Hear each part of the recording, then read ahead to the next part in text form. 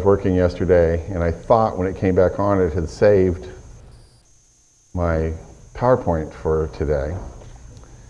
When I went over there, it wasn't there. But what it had done, it had auto-saved it, but then it changed the file name to Acts 20 in brackets autosave. So I wasn't looking for that, but I finally found it, and so we're in good shape. See if I can. There, we're working forward.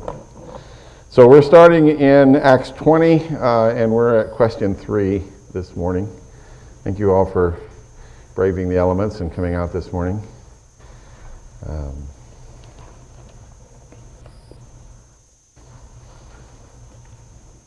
Let's begin with a word of prayer.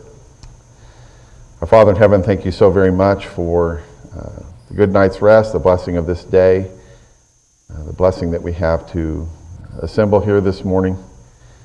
We thank you for everyone that's present. We thank you for those that are joining us streaming on Zoom, and for that technology. We pray your presence with us as we study together. For those that are making their way here this morning, please keep them safe, and we'll look forward to seeing them. Continue to watch over us, bless us in everything that we do, guide us in all of your ways. We love you, we love Jesus, and we thank you for all that he's done for us, and it's in his name we pray. Amen. So, last week I mentioned that I had a map with Illyricum on it, and you can see that it's up here, this whole section in the northern part of this part of Pannonia. I think the next slide I also have Illyricum up in the upper left-hand corner as you're looking at it. And you can see that it's not that far from Berea and Thessalonica and Philippi, and so and Paul said in Romans, the Roman letter, that he'd done all that work in Illyricum, though Luke doesn't record any of it for us.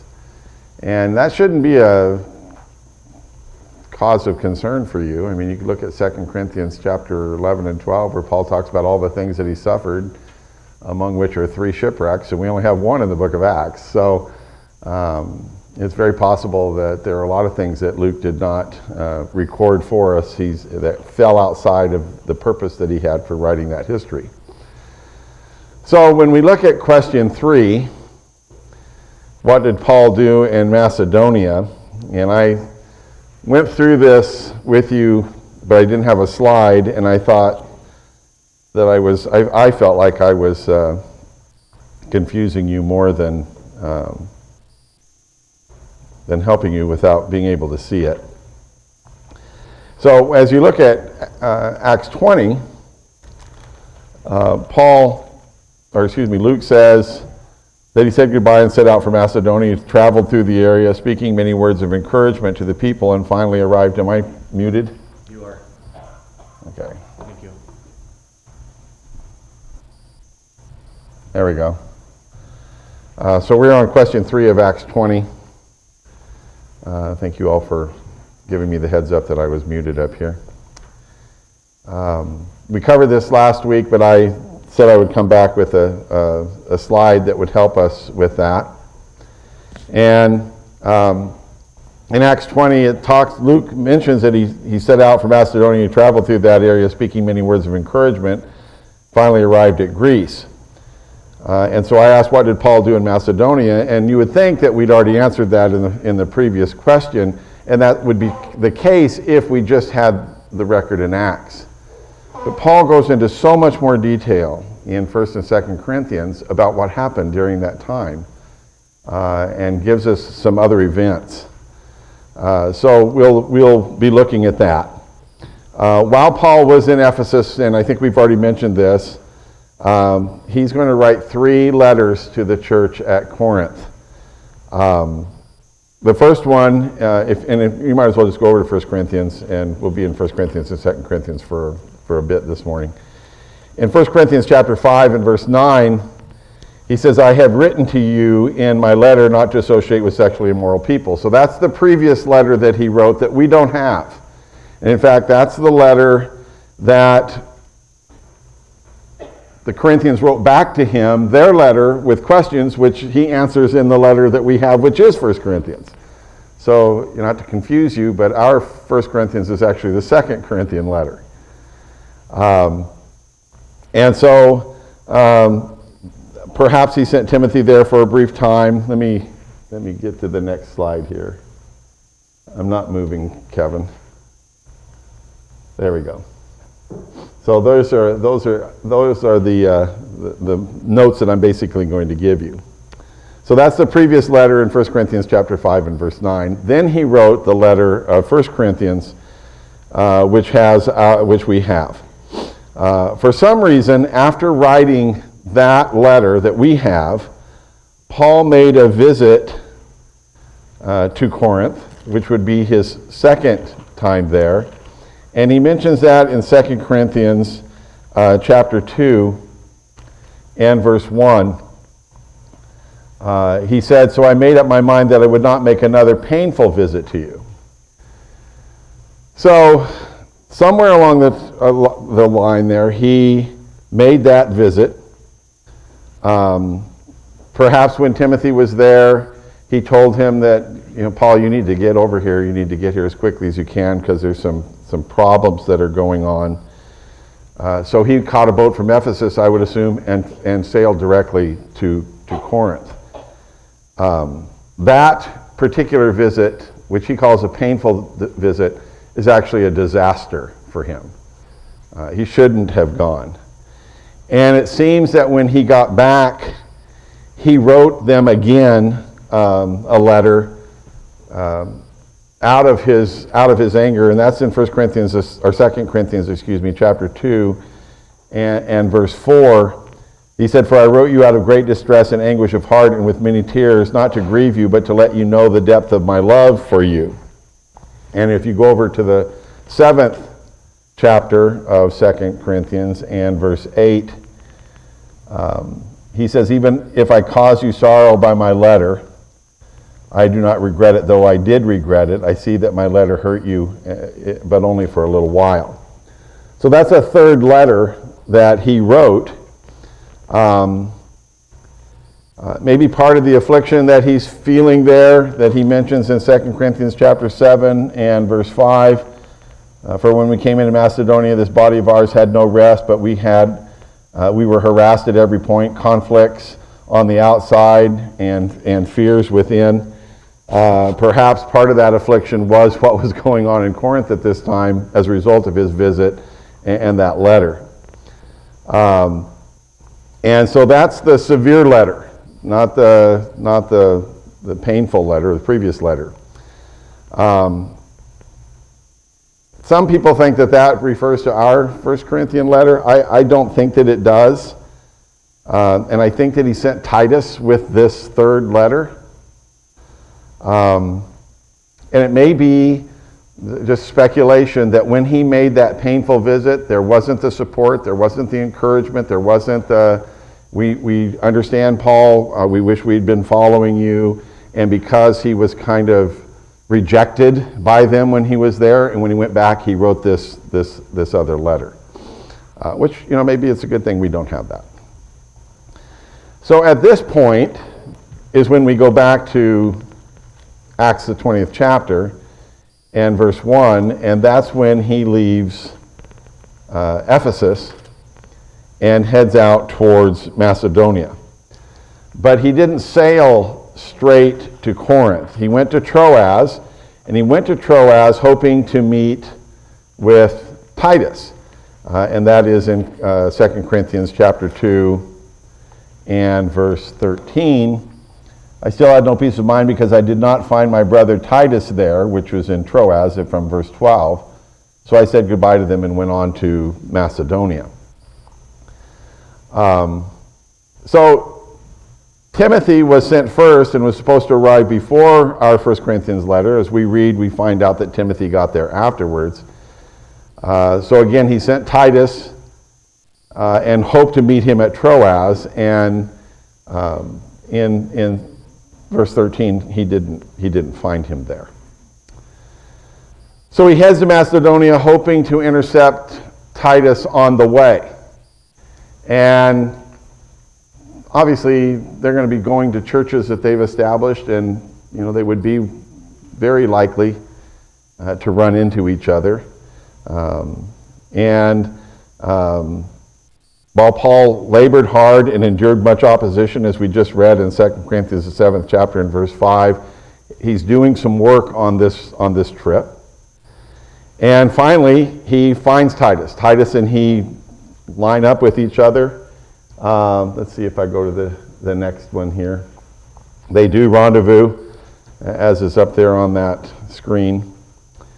And he hears great news from Titus about what's going on in Corinth, with regard to all the 3 letters that he wrote to them in Ephesus, and Titus's visit and his visits. And if you go to 2 Corinthians chapter 7, verses 6 and 7, he says, "But God, who comforts the downcast, comforted us by the coming of Titus, and not only by his coming, but also by the comfort you had given him. He told us about your longing for me, your deep sorrow, your ardent concern for me, so that my joy was greater than ever." You can see the rest of that starting in verse 8. He talks about the cause of sorrow and what it produced.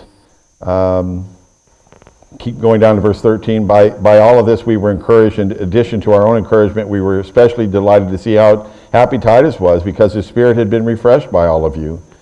I had boasted to him about you, and you have not embarrassed me, but just as everything we said to you was true, so our boasting about you to Titus has proved to be true as well. And his affection for you is all the greater when he remembers that you were all obedient to receiving him with fear and trembling. I'm glad I have complete confidence in you. And so now they're met in Macedonia here, back where we are in Acts the 20th chapter. And again, though he says there, again, Luke says, he traveled there, he spoke many words of encouragement. This was probably one of Paul's low points, is between Ephesus and finally coming to Corinth again and meeting Titus and all the interaction that he had with the Corinthian church. And so now Paul is going to write 2 Corinthians after he meets Titus, and encourages them again, tells them to prepare the gift, because he's coming through to pick up those funds for the needy saints in Jerusalem. And he mentions in 2 Corinthians, the 8th chapter, the sacrificial giving of the Macedonian churches. That was like George Holt's favorite text. He referred to that often when he was doing the Lord's Supper and the contribution. And he hopes that he's going to make his way to them. Notice in Acts 20, he traveled through the area speaking many words of encouragement to the people, and finally arrived in Greece, which is, again, Achaia, and to see Corinth. We'll finally there. So he's going to spend about 3 months here now in Corinth. He had said he was hoping to winter there. That's in 1 Corinthians, the 16th chapter, and verses 5 through 7.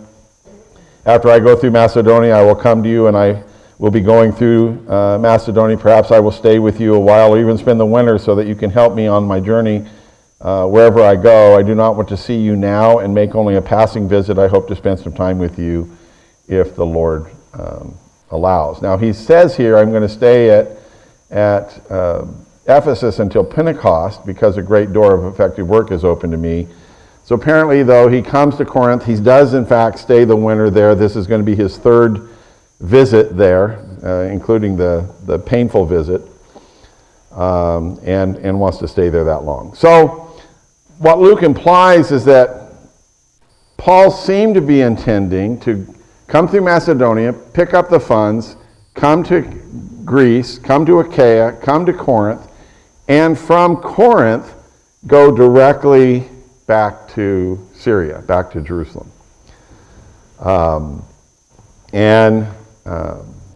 At least that's what he did after his first visit with them from chapter 18 and verse 18. He stayed at Corinth for some time, then he left the brothers and sailed for Syria, accompanied with Priscilla and Aquila. And so that seems to be his plan again. the host muted me. I unmuted myself, Kevin. You can't mute everybody because you'll mute everybody, including me. So luckily I got a little note there that said, the host has muted you. And I'll just take that as a slap in the face. We've heard enough from you, at least the people on Zoom. Oh, that's funny. Anyway, where was I? So you can imagine you have all of these pilgrims, Jewish pilgrims, from all over the world that go to Jerusalem for the Passover and Pentecost. Most of them, as we've talked about before, they save their whole lives for one trip and they'll go for 2 months. And so Paul was apparently going to get on one of those pilgrim ships, one of those, it's not a charter as much, but there's so many people coming that a captain could make good money just carrying passengers there. But he couldn't. You'll notice in Acts, in verse 3, where he stayed 3 months, because the Jews made a plot against him, just as he was about to sail for Syria, he decided to go back through Macedonia. So there was a plot. How difficult would it be if you're on a crowded ship, one of those ships, and you're a Jew going there, you hate Paul because he's fomenting all these things, as we're going to see is going to happen later when he gets to Jerusalem, for some zealot or someone to stick him in the back with a knife and throw him overboard. And he never makes it. So he heard about that. He heard about some sort of plot. And so rather than get on that ship and go on to Jerusalem to try to make it there by Passover, he's heading back up and going to go right back through Macedonia and come across to Troas, come down to Miletus, meet the Ephesian elders in chapter 20, and then sail all the way, the rest of the way to Syria and Caesarea, etc. So he's got a whole group who has joined him, probably from Macedonia, and he goes to Troas. Now, let's a second here. I've got a whole other set of notes that I don't need.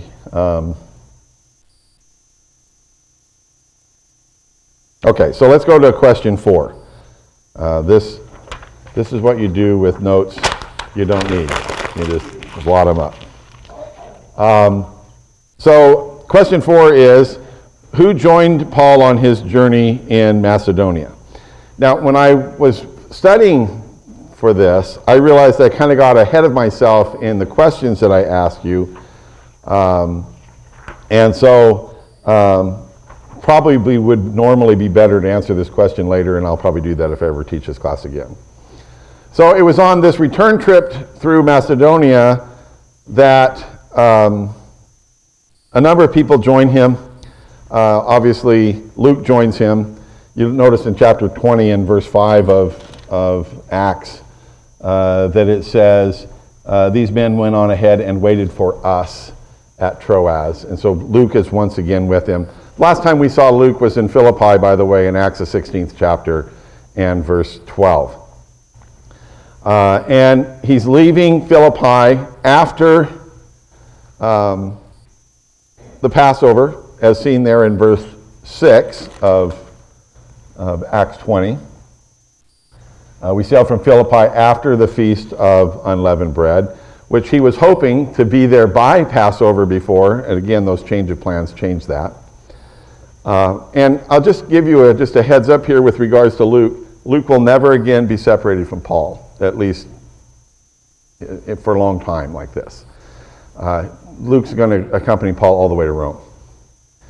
Now, the only times that I would see that Luke would be actually absent from Paul's very presence was probably while he was imprisoned in Caesarea under Festus, or Felix and Festus and Agrippa, and then he appeals to Rome. And I'll tell you that my personal opinion is that's when Luke wrote Luke and Acts, or Luke anyway. He had access to go down to Jerusalem, down to people that were Christians, and get the history of Jesus, write that all down during those 2 years, and then back with Paul and all the way to Rome in our book. Also had time to catch up with Peter and what happened in the early parts of the book of Acts, and others that were there. I mean, Paul says in his 1 Corinthian letter that there were 500 people that saw him, most of which were still alive for the resurrection. So there's lots of witnesses for him to talk to. So that's all going to happen in that period of time. So question 5, how long was he in Greece and Achaia? As I already stated, for 3 months, probably over the winter. In chapter 20 and verse 3, we are told that he was there for 3 months. And then, of course, more time is going to elapse as he's making his way through Macedonia, because they're not going to leave from there by the Passover at all. In fact, so much time is going to pass, if you go to chapter 20 and verse 18, that Paul is hoping to get to Jerusalem by Pentecost. That's not, I'm looking here to see.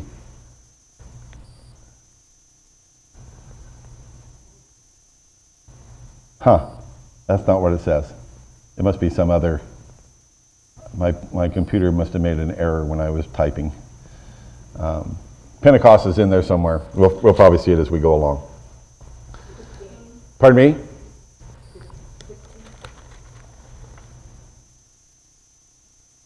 Yes, there it is. Verse 16. Paul had decided to sail past Ephesus to avoid spending time in the province of Asia, for he was in a hurry to reach Jerusalem, if possible, by the day of Pentecost. And so I'm just going to make that repair right here in my notes. Thank you very much. So, question 6 then. Who were the men traveling with Paul, and what was their purpose? Maybe tell me what their purpose was. Okay, John? Okay, so they were representatives of the church with the contributions from those congregations to take to Jerusalem to give to the elders for the needy saints.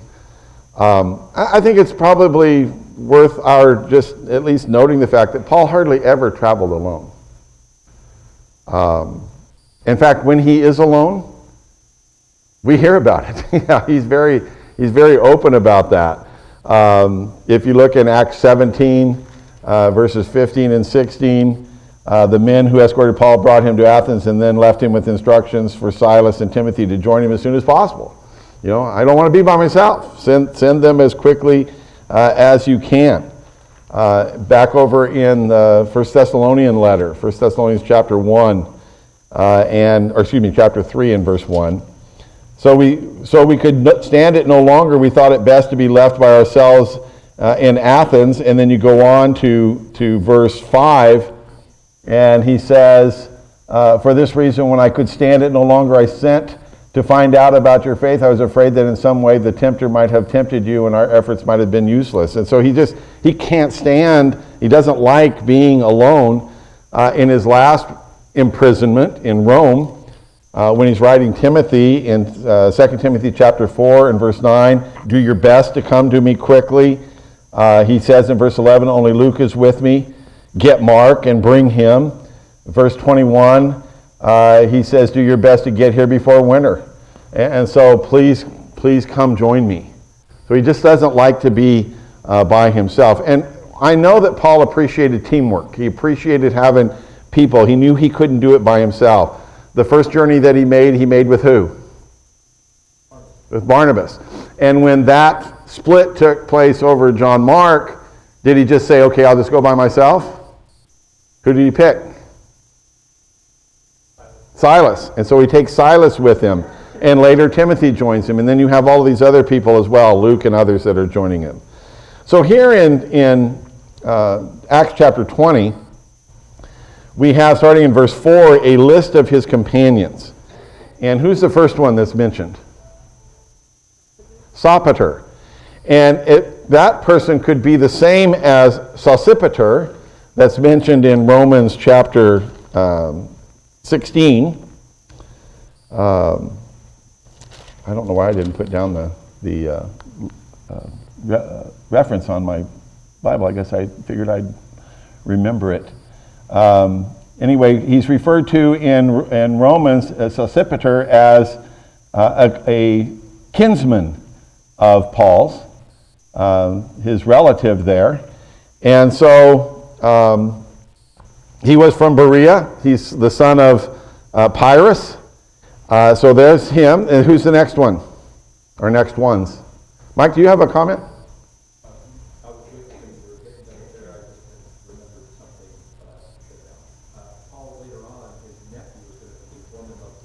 Right. Right.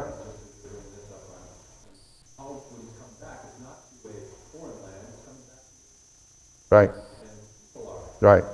Yeah, and so obviously his sister, it's his sister's son, it's his nephew, still lived in that area of Caesarea anyway. So he's got relatives, and and this particular one seems to have been from Berea. And then who was the next person?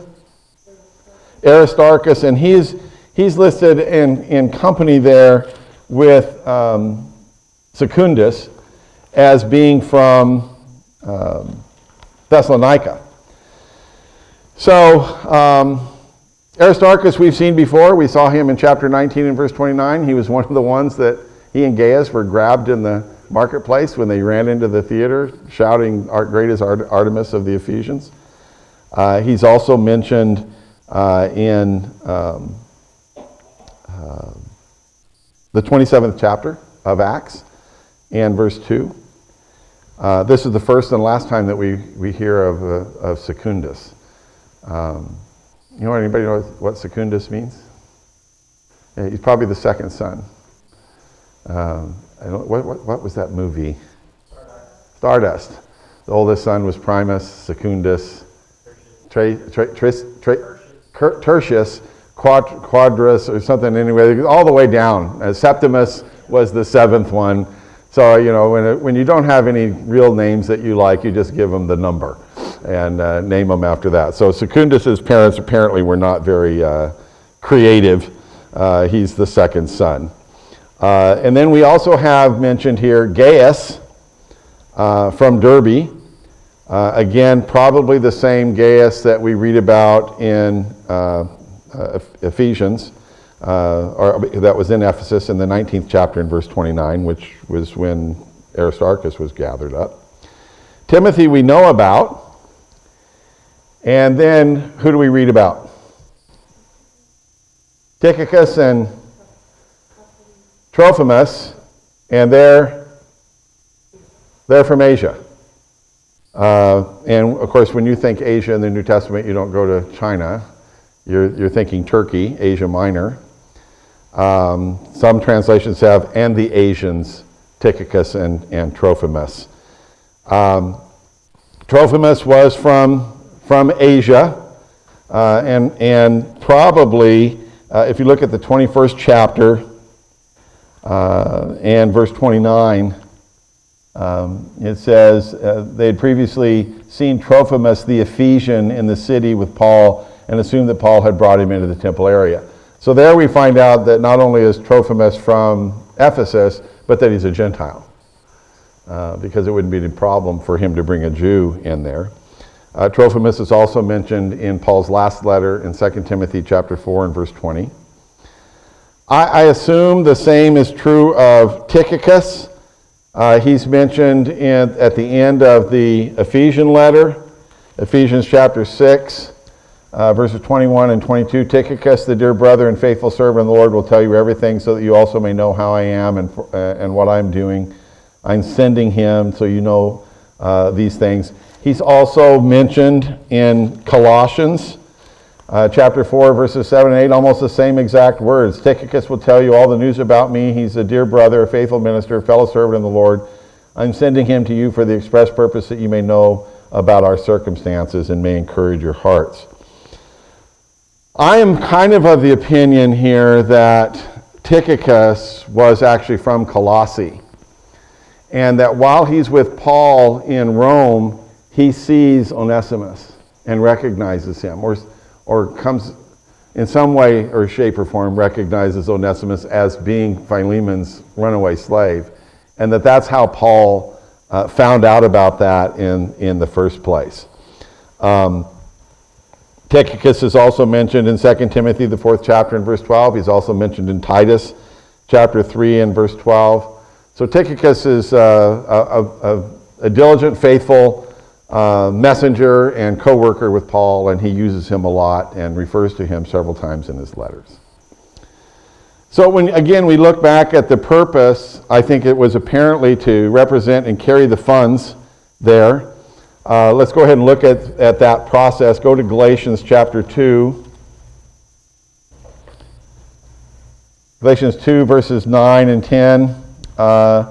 James, Peter, and John were reputed to be pillars, gave me and Barnabas the right hand of fellowship when they recognized the grace given to us.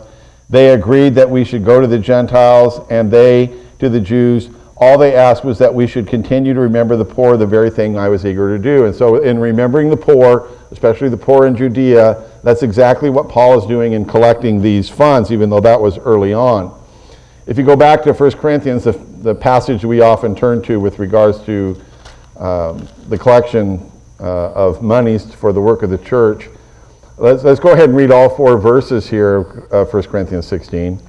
Now about the collection for God's people, do what I told the Galatian churches to do. On the first day of every week, each one of you should set aside a sum of money in keeping with his income, saving it up so that when I come, no collections will have to be made. In other words, the monies will have already been set aside. Then when I arrive, I will give letters of introduction to the men you approve. And so here's the men that are going to, of your men, or people that you approve of. Could have been some that were in Paul's company already.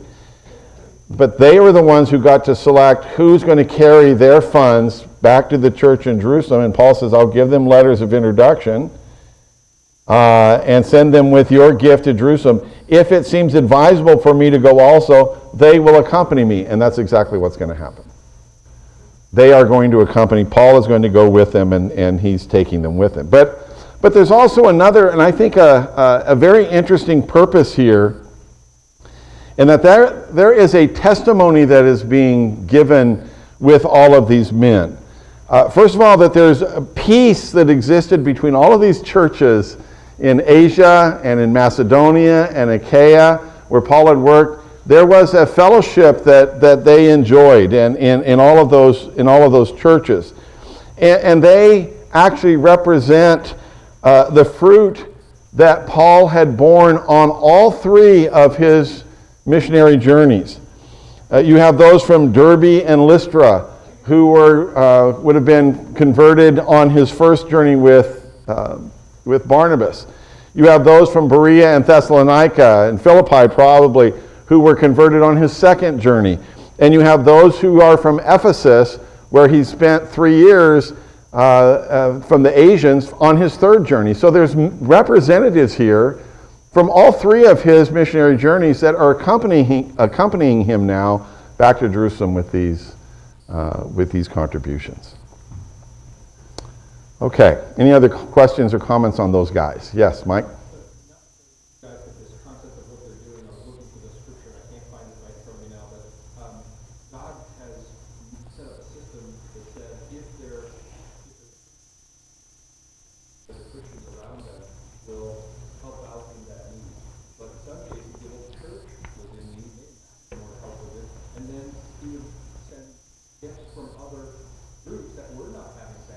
Right. And that's the way God provides quality among the churches. Right. Right. And I think it's a beautiful thing that we don't have to worry. There's an earthquake here, and we're not able to go to work and do the things that we do. Right. Right. And even, you say these other places that were in need, and that was the fascinating thing about the Macedonian churches in 2 Corinthians 8, because out of their deep poverty, they gave. So they knew what need was. They didn't want those people to have to suffer the same kind of deprivation, and so they sacrificed even more to give to them. Okay, so question 7. What are the days of unleavened bread? Because Paul's going to leave Philippi after the days of unleavened bread. What's that? This is not a hard question. Pardon me? The Feast of Unleavened Bread is what? Passover. It's the same feast with Passover. I doubt that, and you, as you're studying this, you find, I doubt that Paul wanted to go to Jerusalem to celebrate the Passover, because we already have a Passover lamb, which is Jesus Christ. I think there are two other reasons why he wanted to be there. What's going to be the burden on the churches in Judea and Jerusalem with all of this influx of family Jews that are coming for these feasts that haven't been converted yet? They are going to need help just in their own homes to take care of that. But also, what a great opportunity when you have all of these unconverted Jews coming into a centralized position where Paul can teach. Paul would love to get into there. I mean, it was just like ripe for the harvest there. He wouldn't want to miss out on that opportunity. But again, that plan changed because of the plot that was against him. And so the Feast of Unleavened Bread is late March, early April on our calendars. And Pentecost is 50 days later, which is usually for us early June. So he's hoping to be there in that period of time. Any comments on that? All right, question 8 then. Is there any difference in travel time for this journey between Troas and Philippi and one found elsewhere? Kind of a trivial question, but I wanted you to do some searching.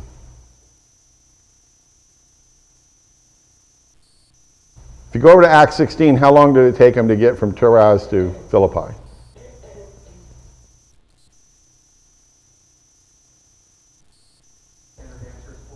Yeah, 2 days. No, that's not correct. 2 days. This time it's taking them 5. So you assume that there's some pretty powerful headwinds against them coming across. And so they're going to when they get to Philippi, they're going to stay there for a few days until after the Feast of Unleavened Bread. I'm not sure the length of that delay. Maybe it was to wait for a ship. Maybe it was really stormy and they had to wait. But then they're going to take 5 days to go from Philippi to Troas. And question 9, how long were they in Troas? Yeah, 1 week, 7 days.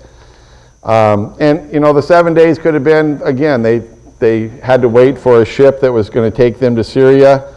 I think that they're waiting to meet with the saints on the first day of the week. I think he's delaying for that. And there's a lot of discussion about the time element that Luke is using. Is he using Jewish time or Roman time? Jewish time goes from sundown to sundown. Roman time goes from midnight to midnight. I think he's using Roman time. I think they met on Sunday, Roman time. Paul's intending to leave the next day. He preached until midnight. He's going to leave at daybreak the next day. If it was Jewish time, it'd be the same day. If he preached till midnight and left at daybreak, it would still be the same day on Jewish time, because it would be the same day until sundown that day. Again, I think that the reason for the delay is to meet with the saints. I appreciate the fact that he did that, because I go to verse 16 in this text, and it says he's in a hurry to reach Jerusalem, if possible, by the day of Pentecost. He's rushing to try to get to Jerusalem by Pentecost, yet he stays here 7 days and delays. And again, I think it's because it was so important for him to assemble with the saints there. And since it was the practice of the saints to gather for worship on the first day of the week, he waited for that, which was to break bread with them, which is a synonym for the Lord's Supper. And perfect, that's where I wanted to stop anyway. So we'll take up with this, the rest of this Acts, chapter 20, next week. Thank you very much.